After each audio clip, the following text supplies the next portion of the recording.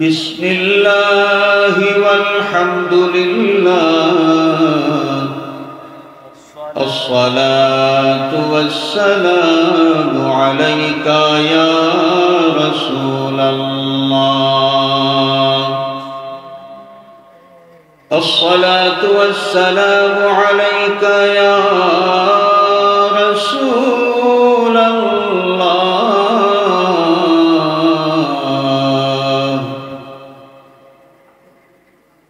अस्सलातु वस्सलामु अलैका या हबीबल्लाह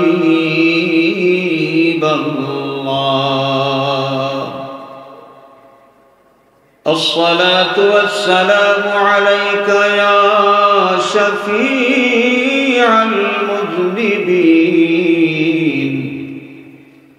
अस्सलातु वस्सलामु अलैका या रहमतल लिल आलमीन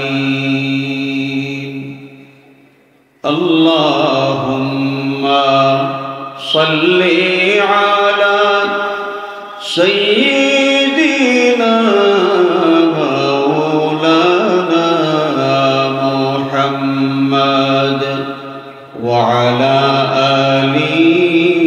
सय्यिदीना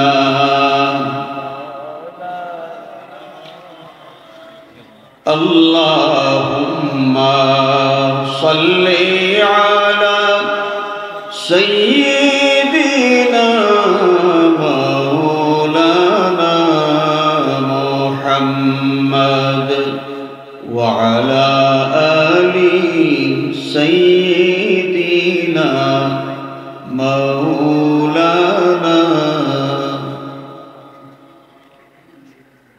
उम्मतों में बेनवा मुझसा और कोई नहीं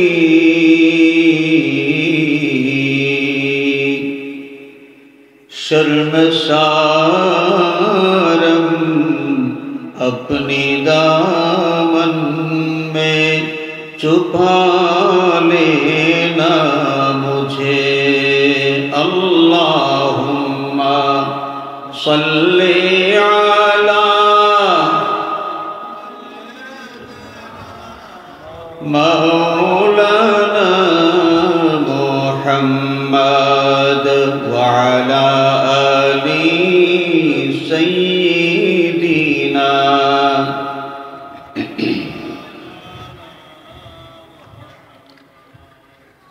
राह जन्नत में हमें जब रुख ले कर लो बिया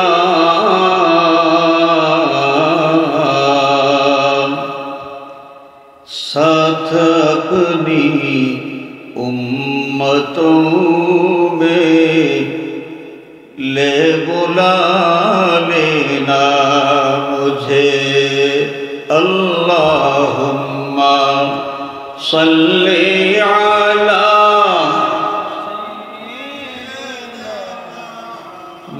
मौलाना मुहम्मद व अला आलि सय्यिदीना मौलाना मुहम्मद सुब्हानक ला इल्म लना इल्ला मा अल्लमतना इन्नक अंतल अलीमुल हकीम रब्बि इश्रह ली सदरी वयस्सिर ली अमरी वहलुल उक़दतम मिन लिसानी यफ़क़हू क़ौली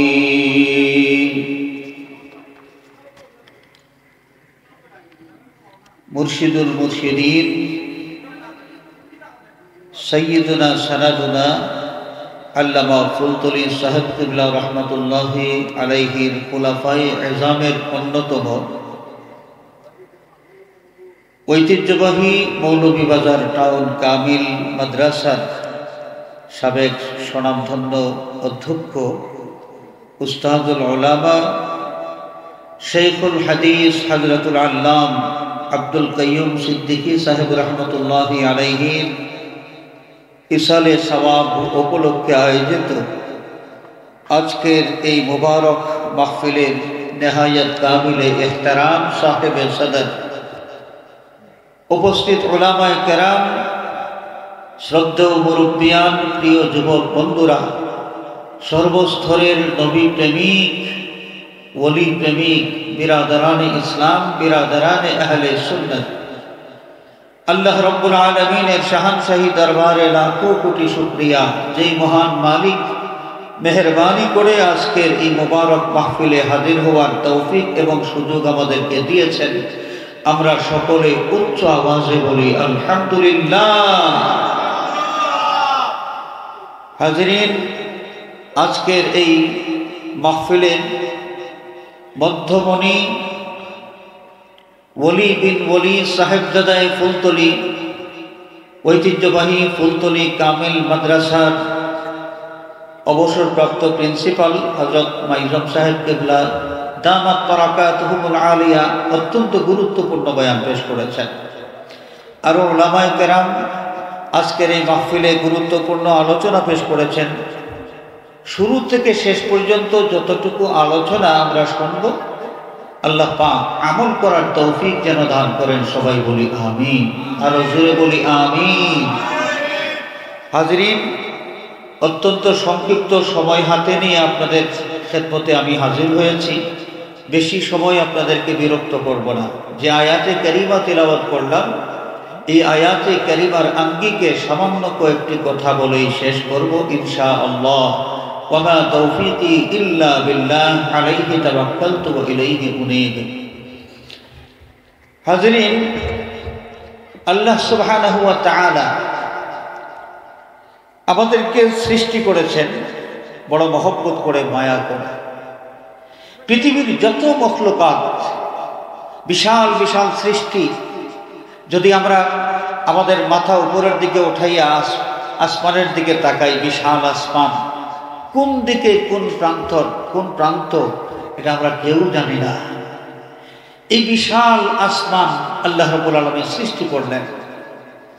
পাহাড় পর্বত, জীবজন্তুর মধ্যে বিশাল বিশাল জীবজন্তু আল্লাহ রাব্বুল আলামিন সৃষ্টি করেছেন। এই সৃষ্টিকুলের সকল সদস্যকে সৃষ্টি করলেন কুল, এই আদেশের মাধ্যমে। কুল, তুমি হয়ে যাও। আল্লাহ পাক যখনই কুল বলেছেন, যা সৃষ্টি করার ইরাদা করেছেন তার সাথে সাথে সৃষ্টি হয়ে গেছে। ব্যতিক্রম আশরাফুল মখলুকাত মানুষ, আমাদের বাবা সাইয়্যিদুনা আদম সফিউল্লাহ আলাইহিস সালাতু ওয়াস সালাম, যাকে আল্লাহ সুবহানাহু ওয়া তাআলা তার কুদরতি হাতে সৃষ্টি করেছেন। এবং বাবা আদম আলাইহিস সালাতু ওয়াস সালামের সৃষ্টি প্রক্রিয়া একটু বিলম্বিত হয়েছিল। প্রথমে বিভিন্ন প্রকারের মাটি একত্রিত করা হলো, সেই মাটির দ্বারা খামির তৈরি করা হলো। আমাদের বাবা আদম আলাইহিস সালাতু ওয়াস সালামের জিসিম মুবারক তৈরি করা হলো। বাবা আদমের কায়া বা জিসিম মুবারক শুকাইতে দেওয়া হলো।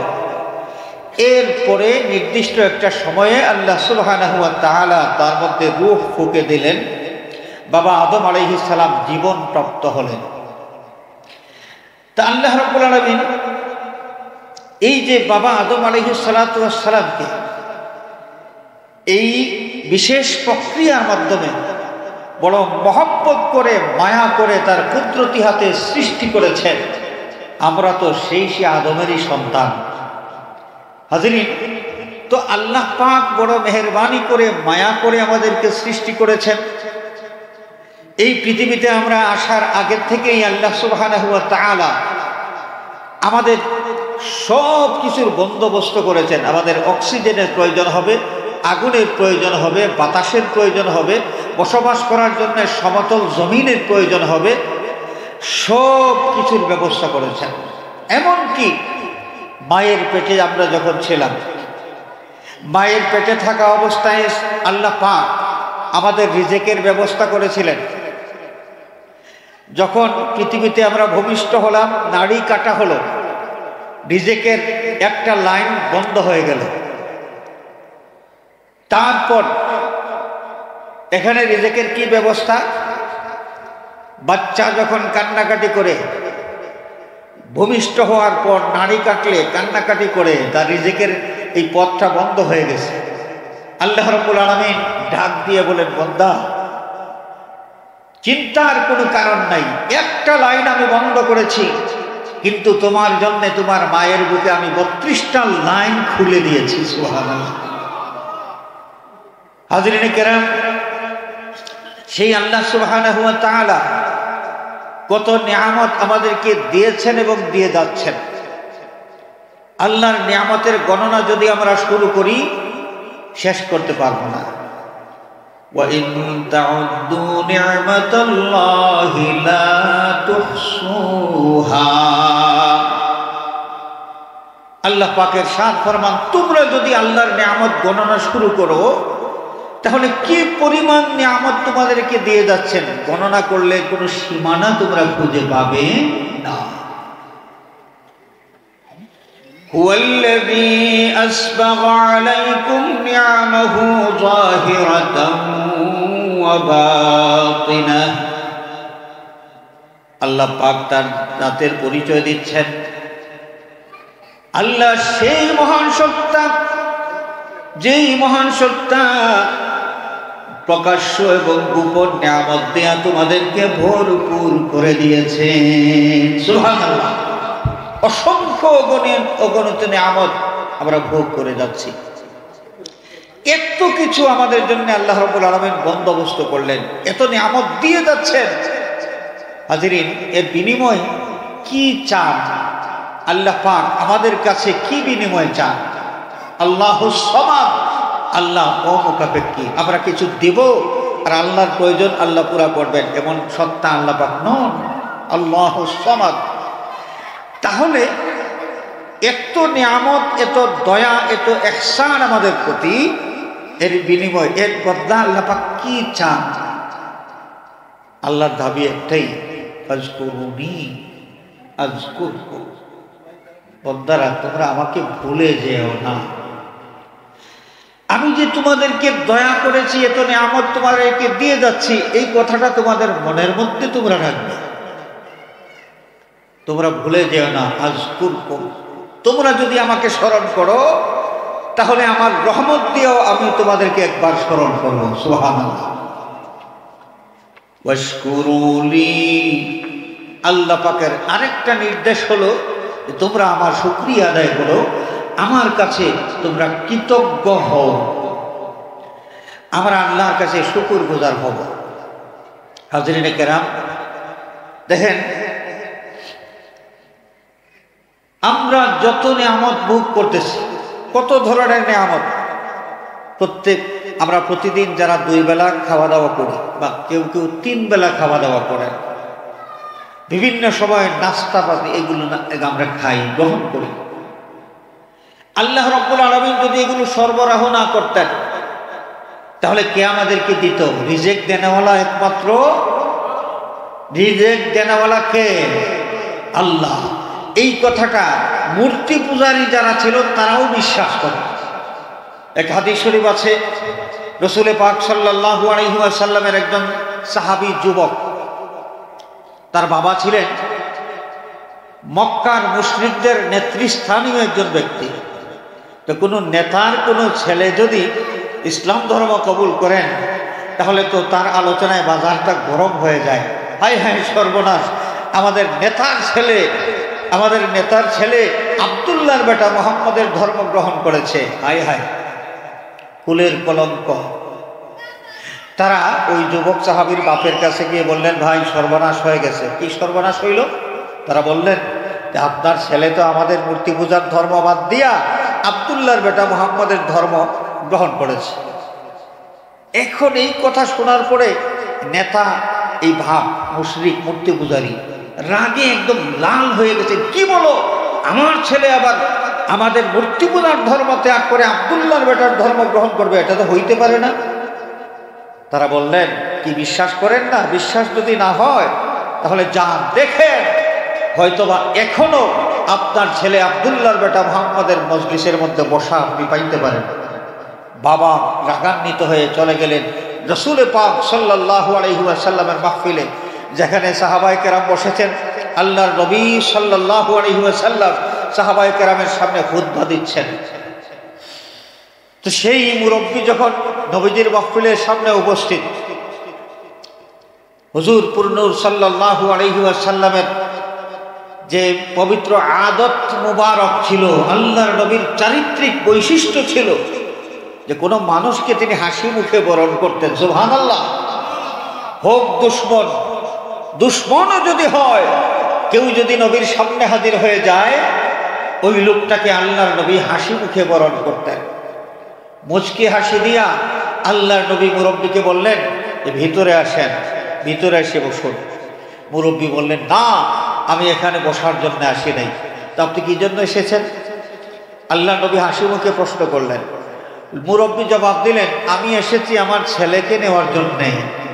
আমার ছেলে আপনার ধর্ম গ্রহণ করেছে, আমাদের ধর্ম সে ত্যাগ করেছে, আমার ছেলে নষ্ট হয়ে গেছে। এই নষ্ট ছেলেটাকে আপনার মাহফিল থেকে আমি নিয়ে যেতে চাই। নবীজি হাসি মুখে বললেন, বাপ এসেছেন ছেলে নেওয়ার জন্যে, তো নিবেন, অসুবিধা কি? বসুন, এখানে বসুন, বসতে তো অসুবিধা নেই, আপনার ছেলে এখানে আছে, এই মাহফিলে আপনার ছেলে আছে, আপনার ছেলেকে আপনি নিয়ে নেবেন, অসুবিধা তো নাই, আপনি বসুন। লোকটা বসলেন নবীজির সামনে। হুজুর পুরনূর সাল্লাল্লাহু আলাইহি ওয়াসাল্লামের চেহারা মোবারকের প্রতি তার দৃষ্টি পড়ল, আর আল্লাহর নবীর দৃষ্টি পড়ল তার চেহারার দিকে। এই যে দেখা দেখি চাওয়া চাওয়ি, এর মধ্যেই কাজ হয়ে গেছে। সুবহানাল্লাহ।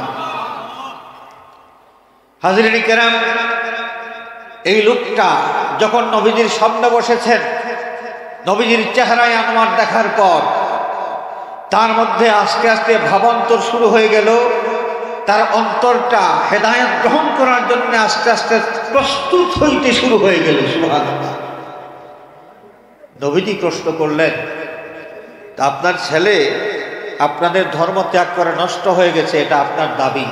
তা আমি জানতে চাই আপনাদের ধর্মটা কেমন? আমরা মূর্তির পূজা করি, আপনি তো জানেন যে 360 দিন, এক বছরের 360 দিনে প্রতিদিন একটা করে মূর্তির পূজা আমরা করি। হ্যাঁ, ঠিক আছে, অনেকগুলো মূর্তির পূজা আপনারা করেন। আমি আপনার কাছে জানতে চাই, যখন আপনাদের রিজেকের প্রয়োজন হয়, তখন কার কাছে, কোন মূর্তির কাছে আপনারা রিজেক কামনা করেন? মুরব্বী জবাব দিলেন, কাবার মালিক আল্লাহর কাছে। সুবহানাল্লাহ। আচ্ছা, ঠিক আছে, কাবার মালিক আল্লাহর কাছে রিজেক চাইলেন। তো আপনাদের অসুখ বিসুখ হইলে, সেই অসুখ থেকে মুক্তির জন্য, রোগ নিরাময়ের জন্য কোন দেবতার কাছে আপনারা চান? সেই মুরব্বী বললেন, কাবার মালিক আল্লাহর কাছে। তো আপনাদের যদি বৃষ্টির প্রয়োজন হয়, তখন বৃষ্টি কামনা করেন কোন দেবতার কাছে? মুরব্বী জবাব দিলেন, কাবার মালিক আল্লাহর কাছে। মানে যা কিছুর প্রয়োজন হয় সব কিছুই চাইতে হয় কার কাছে? কাবার মালিক আল্লাহর কাছে। মূর্তি পূজারীরা তারা নিজেরাও বিশ্বাস করত যে আমরা যে মূর্তিগুলোর পূজা করি, এদের সামনে দাঁড়াইয়া যদি এক ফোঁটা পানি চাইয়া সারা জিন্দগি কাঁদতে থাকি, চাইতে থাকি, কোনো কাজ হবে না। এক বিন্দু পানি দেবার ক্ষমতা এদের নাই। হাজরিন কেরাম, আল্লাহ রাব্বুল আলামিন একমাত্র রিজিক দাতা, আল্লাহ রাব্বুল আলামিন একমাত্র রব, গোটা বিশ্ব জাহানের প্রতিপালক। সেই আল্লাহ অগণিত অসংখ্য নিয়ামত দিয়ে যাচ্ছেন। আমাদের কাছে আল্লাহর একটা দাবি, বান্দারা তোমরা আমাকে ভুলে যেও না, ফাজকুরুনি, আমাকে স্মরণ রাখবে। আমার পক্ষ থেকে এত ইহসান, এত দয়া, এত নিয়ামত তোমরা ভোগ করে যাচ্ছ, তোমরা আমাকে ভুলে যেও না। ওয়াশকুরুলি, এবং আমার কাছে তোমরা কৃতজ্ঞ হবে, তোমরা কৃতজ্ঞতা প্রকাশ করবে, আমরা কৃতজ্ঞতা প্রকাশ করব। আল্লাহর দাবি হলো এটা। তা আমরা যখন খাইতে বসি, খাওয়া দাওয়া শেষ করি, খাওয়া দাওয়া শেষ করার পরে একটা দোয়া আছে কি নাই? খাওয়ার পরে একটা দোয়া আছে কি নাই? আলহামদুলিল্লাহিল্লাযী আত'আমানি ওয়া সাকানি ওয়া জা'আলানি মিনাল মুসলিমিন। সেই মহান আল্লাহর প্রশংসা আমি করছি, যে মহান আল্লাহ আমাকে পানাহার করালেন এবং তিনি আমাকে ইসলাম ধর্ম কবুল করার তৌফিক দিলেন। সুবহানাল্লাহ। দুনিয়ার সামান্য খাবার খাইয়া প্রাণ রক্ষা হয়, প্রাণ রক্ষার জন্য আমরা খাওয়া দাওয়া করি। সেই খাওয়া দাওয়া করার পরে আমরা শুকরিয়া আদায় করি, আলহামদুলিল্লাহিল্লাযী আত'আমানি ওয়া সাকানি ওয়া জা'আলানি মিনাল মুসলিমিন। আমরা যখন ঘুমাই, ঘুম থেকে ওঠার পরে একটা দোয়া আছে কি নাই? ঘুম থেকে ওঠার পরের দোয়া, আলহামদুলিল্লাহিল্লাযী আহইয়ানা বা'দামা আমাতানা ওয়া ইলাইহিন নুশুর। সেই মহান আল্লাহ রাব্বুল আলামিনের জন্য সমস্ত প্রশংসা, যেই মহান আল্লাহ মৃত্যুর পর আমাকে জীবন দান করেছেন। তার মানে আমি যখন ঘুমিয়েছিলাম, একজন মানুষ যখন ঘুমায়, ঘুমন্ত একজন মানুষের দেহ থেকে তার রুহুটা বের হয়ে যায়। দেহ থেকে রুহু যখন বের হয়ে যায়, যেই দেহের মধ্যে রুহু থাকে না, ওই দেহওয়ালা মানুষ, এটাই মাইয়িত। মাইয়িত কাকে বলে? যার মধ্যে রুহু নাই। ঘুমানোর পর যখন একজন মানুষের দেহ থেকে রুহুটা বের হয়ে যায়, তখন ঘুমন্ত ব্যক্তি আর মৃত ব্যক্তি এক সমান।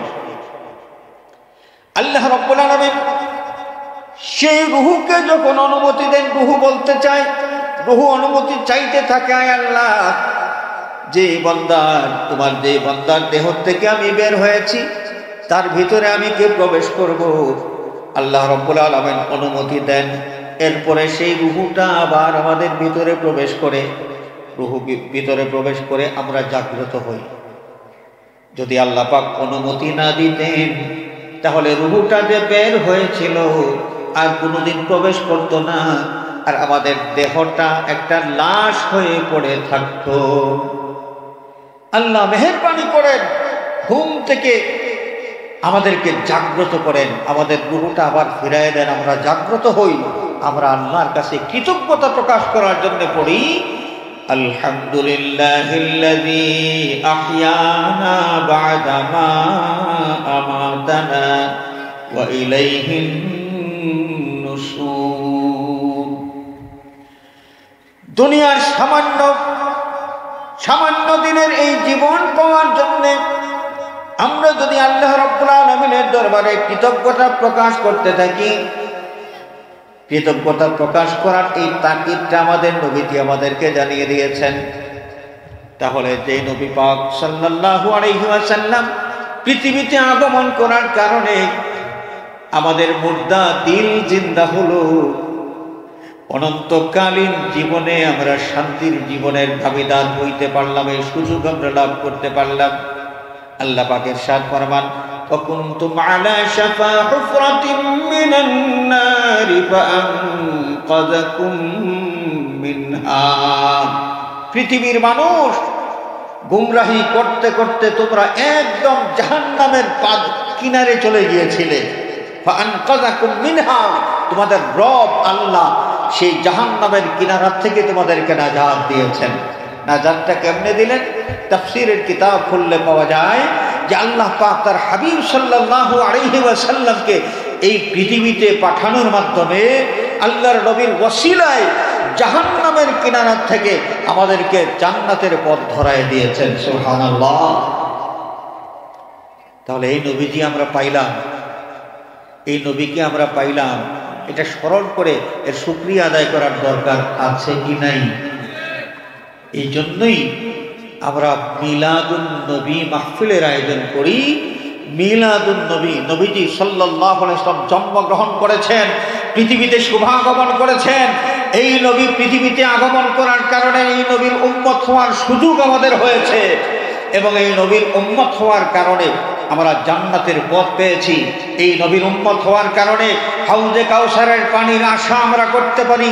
এই নবীর উম্মত হওয়ার কারণে কিয়ামতের দিন মাকামে মাহমুদের অধিকারী এই নবীর শাফাআতের আশা আমরা করতে পারি। নবীর শাফাআতের দরকার আমাদের আছে কি নাই? আমরা আল্লাহর নবীর শাফাআত চাই কি চাই না?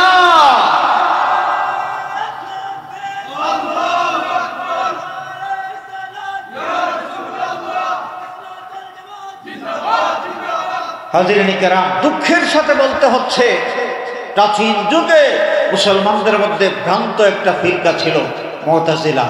সেই মুতাজিলিরা শাফাআত অস্বীকার করেছে, তারা শাফাআত বিশ্বাস করে না।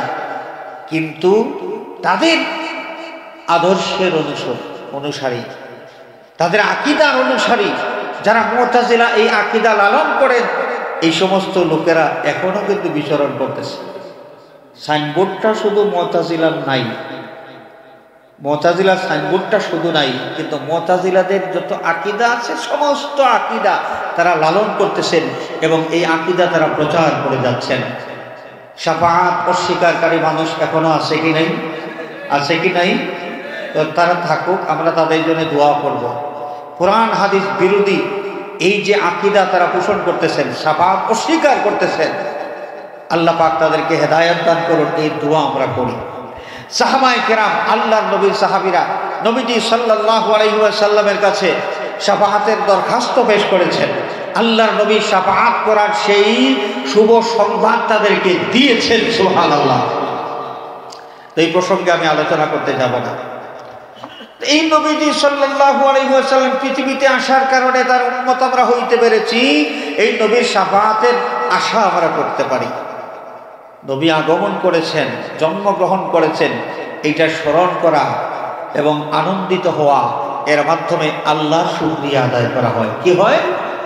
আল্লাহর শুকরিয়া আদায় করা হয়। নবীর জন্মগ্রহণের কথা, নবীর পৃথিবীতে আগমন করেছেন, এইটা স্মরণ করে শুকরিয়া আদায় করা এবং এর জন্য মাহফিল কায়েম করা, মিলাদুন নবী মাহফিল যাকে বলে। এটা কি হযরত ফুলতলি সাহেব কিবলা রহমাতুল্লাহ আলাইহি নতুন চালু করেছেন, নাকি সাহাবায়ে কেরামের যুগেও এটা ছিল? সাহাবায়ে কেরামের যুগে ছিল। এটা এই তথ্যটা আমরা পাইলাম কই? যে বিশুদ্ধ সনদের হাদিস, বিশুদ্ধ সনদের হাদিস। আমরা কি বুঝলাম? আল্লাহর নবী সাল্লাল্লাহু আলাইহি ওয়াসাল্লাম পৃথিবীতে শুভাগমন করেছেন, এই কথা স্মরণ করে আল্লাহর শুকরিয়া আদায় করার মাহফিল কায়েম করা, এই রেওয়াজটা সাহাবায়ে কেরামের মধ্যে ছিল কি ছিল না? বর্তমান যুগে আমরা যারা মিলাদুন নবী মাহফিল কায়েম করি, মিলাদ শরীফ আদায় করি, এর মাধ্যমে আল্লাহ রাব্বুল আলামিনের শুকরিয়া আদায় হয় যে আল্লাহ পাক মেহেরবানি করে এই যে এত গুরুত্বপূর্ণ নিয়ামত আমাদেরকে দান করেছেন। হাজিরিন, এই জন্যে মিলাদুন নবী মাহফিল বা মিলাদ মাহফিল কায়েম করা, এটা মানুষকে গালিগালাজ তো করা হয় না, কোন মানুষের বদনাম তো করা হয় না। মিলাদুন নবী মাহফিল কায়েমের মাধ্যমে নবী পাক সাল্লাল্লাহু আলাইহি ওয়াসাল্লামের বেলাদত শরীফ সম্পর্কে আলোচনা করা হয় এবং আল্লাহর হাবিব সাল্লাল্লাহু আলাইহি ওয়াসাল্লাম জন্মগ্রহণ করলেন, পৃথিবীতে শুভাগমন করলেন, এর মাধ্যমে অনন্য বৈশিষ্ট্য আল্লাহ পাক তার হাবিবকে যে দান করেছেন, এইটা জানার একটা সুযোগ হয়। এর মাধ্যমে ইমানদারের ইমান তাজা হয়, শক্তিশালী হয় এবং এই গুরুত্বপূর্ণ নিয়ামত রাহমাতুল লিল আলামিনের আগমনের কথা আলোচনা করার মাধ্যমে আল্লাহর শুকরিয়া আদায় হয়। সুবহানাল্লাহ। এখন কেউ যদি মিলাদুন নবী মাহফিল আয়োজন করাকে এটা খারাপ কিছু মনে করেন, আমরা বলবো, ভাই আপনি এটা কেন মনে করবেন? সাহাবায়ে কেরাম যে কাজটা করেছেন, আপনি এটাকে খারাপ কেন বলবেন? কোরআনে কারীমের মাধ্যমে আল্লাহ রাব্বুল আলামিন যে হুকুমটা আমাদেরকে দিয়েছেন, আপনি কেন এটাকে খারাপ মনে করবেন? আপনি কি কোরআন হাদিসের উল্টা চলতে চান?